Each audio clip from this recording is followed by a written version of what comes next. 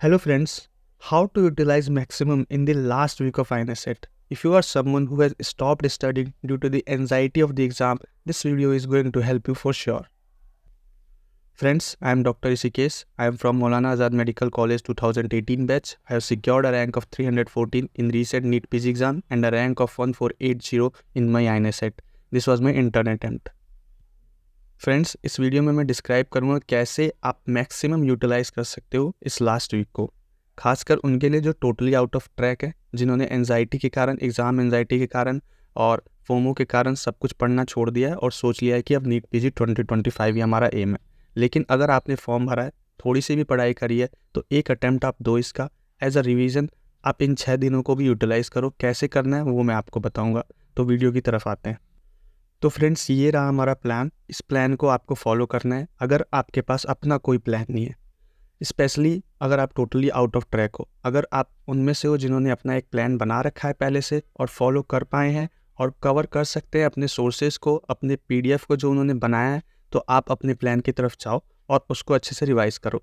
लेकिन अगर आपने उस प्लान को जिसको आपने बनाया था उस पर नहीं टिक पाए और अब कुछ भी नहीं पढ़ पा रहे हो, खाली बैठे हो, बस इंस्टा या फिर रील्स वगैरह देख रहे हो और टाइम काट रहे हो कब एग्ज़ाम आएगा और देख के आऊँगा, तो उसके लिए ये प्लान हेल्पफुल रहेगा। तो फ्रेंड्स, आपको इन 6 दिनों में भूल जाना है कि मेरे पास कुछ और भी काम है। आपको सिर्फ 3 चीज़ें करनी है। पहला काम आपको पढ़ना है, दूसरा आपको सोना है और तीसरा आपको खाना है। ये 3 चीज़ें इन 6 दिनों के लिए करो। उसके बाद आने वाला समय आपके पास है, उसमें आप अपना मनपसंद काम भी कर सकते हो। लेकिन अभी इन 6 दिनों में 3 चीज़ें ही करनी है और अपना बेस्ट देना है। इससे क्या होगा? इससे ये होगा कि आपके नीट पीजी 2025 के लिए एक बार रिवीजन भी हो जाएगी और एक बेस्ट अटैम्प्ट भी आप आईएनआई का दे आओगे। और क्या पता, अगर आपको पीछे का थोड़ा भी कॉन्सेप्ट याद रहता है, कभी कभी एग्ज़ाम डे के दिन आपका दिन बनता है, तो एक अच्छी रैंक भी आ सकती है। तो क्या है प्लान इन 6 दिनों का, उसकी तरफ आते हैं। तो फ्रेंड्स, ये है 6 दिन का शेड्यूल और इसमें आपको ये देखना है कि एक ही सोर्स को फॉलो करना है, बीटीआर और बीबीटीआर। इसके अलावा कुछ नहीं करना है। अगर आपके पास अपना कोई सोर्स है जिसे आप मिनिमम टाइम में कवर कर सकते हो तो कर लेना, लेकिन मैं आपको यही अभी बोलूँगा कि आप बीटीआर और बीबीटीआर को ही कवर करो, क्योंकि वही डुएबल है इन 6 डेज़ में और मैक्सिमम कंटेंट कवर करने के लिए। और बीटीआर और बीबीटीआर आपको 120 questions, 100 to 120 questions minimum cover करा देंगे अगर आप उसे पढ़ पाते हो सही से तो। और मैंने इनमें सब्जेक्ट्स ऐसे क्लब करें ताकि उनका कॉमन पोर्शन आ जाए और आपको मल्टीपल टाइम उसे पढ़ना ना पड़े, क्योंकि हमारे पास डेज़ कम है और आपको अपना बेस्ट अटैम्प्ट देना है। सारी चीज़ें पढ़ के जानी है जो जो मैं बता रहा हूँ। और अगर कभी भी ऐसा होता है कि उस दिन पे आप उस चीज़ को फॉलो नहीं कर पाए हो, तो उसको फोमो नहीं बनाना है, उसको छोड़ देना है। आपको नेक्स्ट डे पे आना है। जितना उस दिन का कवर हो पाता है कवर कर लो और फिर नेक्स्ट डे पे आ जाओ, ठीक है। एंजाइटी में नहीं आना है, बस ये सोच के चलना है कि मैं इन 6 दिनों को मैक्सिमम यूटिलाइज़ करूँगा। मेरे रील्स देखने या फिर मेरे सोशल मीडिया या फिर मेरे एंजाइटी से तो बढ़िया है कि मैं इस 6 दिनों को ऐसे यूटिलाइज़ करूँ, ठीक है फ्रेंड्स। तो पहले दिन की तरफ आते हैं। देखो फ्रेंड्स, पहला दिन और दूसरा दिन आपको ऐसे यूटिलाइज़ करना है कि आपको इंटीग्रेटेड मेडिसिन जो बीटीआर और बोनस बीटीआर का है उसे कवर करना है। इसमें बहुत सारा फिजियो का कंटेंट, पैथ का कंटेंट और फार्मा का कंटेंट और थोड़ा बहुत पीट्स का कंटेंट खुद ही कवर हो जाएगा। तो जब आप इसको कवर करोगे फर्स्ट डे में या फिर सेकंड डे में थोड़ा थोड़ा करके, तो आपको क्या करना है कि उसमें से कॉमन पार्ट तो कवर हो ही जाएगा। उसके बाद इनके जो इंडिविजुअल बीटीआर है, फिजियो का तो बहुत छोटा सा बीटीआर है, 1 घंटे से भी कम का है, और पैथ का भी 2-3 घंटे का है, उनको कवर करना है। फार्मा का आपको इंटीग्रेटेड फार्मा करना है, इसको 4-5 घंटे देने हैं। पीट्स का अगेन बहुत छोटा सा है, उसको 2-3 घंटे में कवर कर लेना है। और माइक्रो का भी वहीं से कवर कर लेना है, वो भी अराउंड 2-3 घंटे का है। तो इसको ऐसे कवर करना है और जो कॉमन पोर्शन है वो इंटीग्रेटेड मेडिसिन में आप कवर कर ले रहे हो।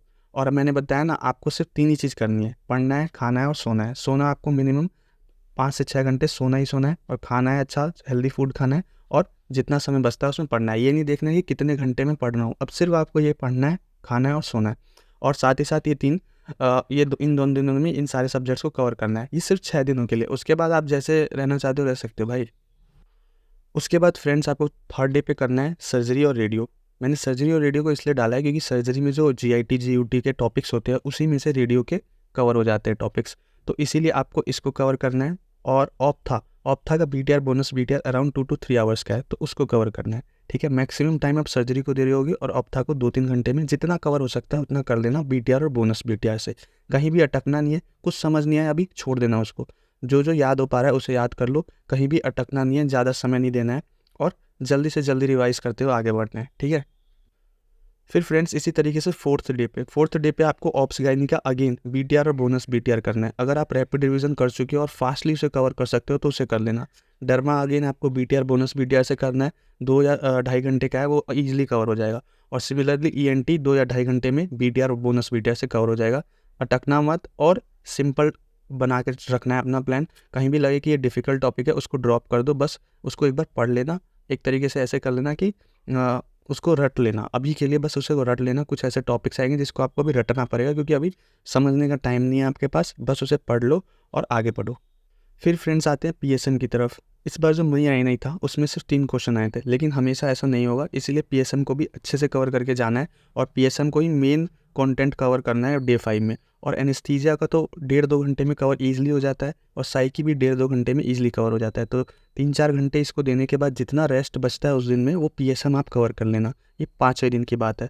6th डे पर मैंने एनआर्ट रखा है क्योंकि एनआर्ट बहुत ही कन्फ्यूजिंग हो जाता है, बहुत ही वॉलेटाइल हो जाता है और हम उसमें अटक सकते थे, इसीलिए एनआर्ट को मैंने उस दिन रखा है। और ऑर्थो से कुछ उसकी नर्व इंजरीज है वो कॉमन होती हैं, इसलिए ओवरलैप करती है।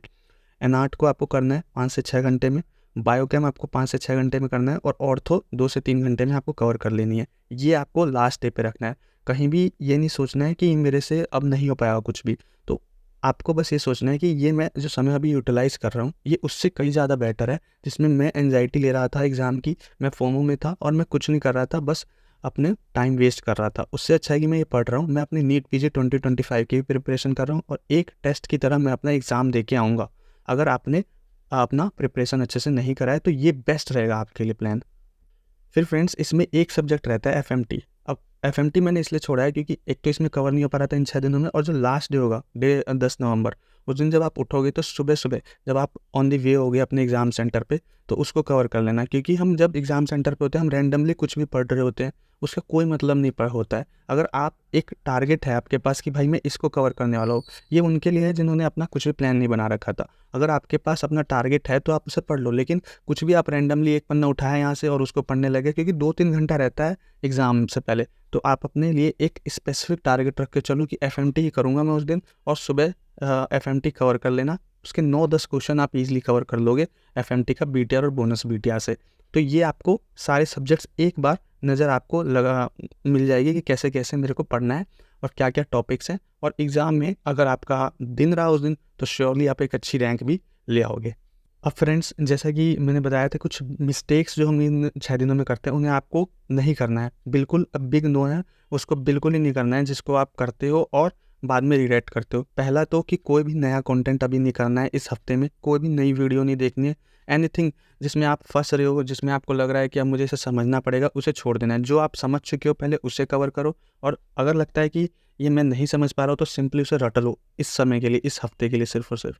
कोई भी ग्रैंड टेस्ट नहीं देना है, अभी कोई सा भी ग्रैंड टेस्ट नहीं देना है। कस्टम मॉड्यूल्स भले ही आप सॉल्व कर सकते हो, प्रीवियस ईयर क्वेश्चंस आप देख सकते हो, लेकिन ग्रैंड टेस्ट अब नहीं देना है।